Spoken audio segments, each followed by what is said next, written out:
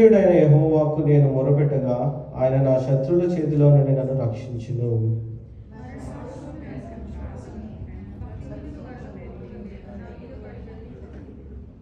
పాతాళపు పాశములు నన్ను అరికట్టగను, మరణపు ఊరులు నన్ను ఆవరింపగను. నా శ్రమలో నేను యెహోవాకు మొరపెట్టి నా దేవునికి ప్రార్థన చేసి ఆయన తన ఆలయంలో ఆలకించి నా ప్రార్థన అంగీకరించు. నా మొరాయన సన్నిధిని చేరి ఆయన చెవులు చొచ్చెను.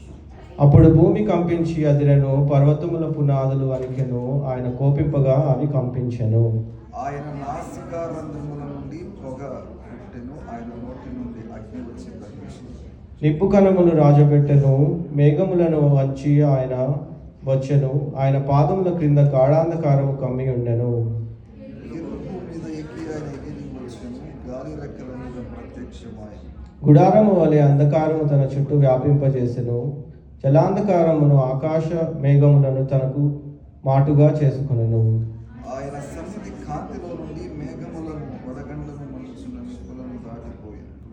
యెహోవా ఆకాశమందు గర్జన చేసెను, సర్వోన్నతుడు తన ఉరుమిధ్వని పుట్టించెను. వడగండ్లను మండుచున్న నిప్పులను రాలెను. ఆయన తన బాణములను శత్రువులను చెదరగొట్టెను, మెరుపులు వెండిగా మెరిపించి వారిని ఓడగొట్టెను. యెహోవా నీ నాసికారంధ్రమును ఊపిరిని వడిగా విడువగా నీ గతింపునకు ప్రవాహములు అడుగు భాగములు కనబడెను. భూమి పునాదులు బయలుపడెను. దేవుడి వాక్య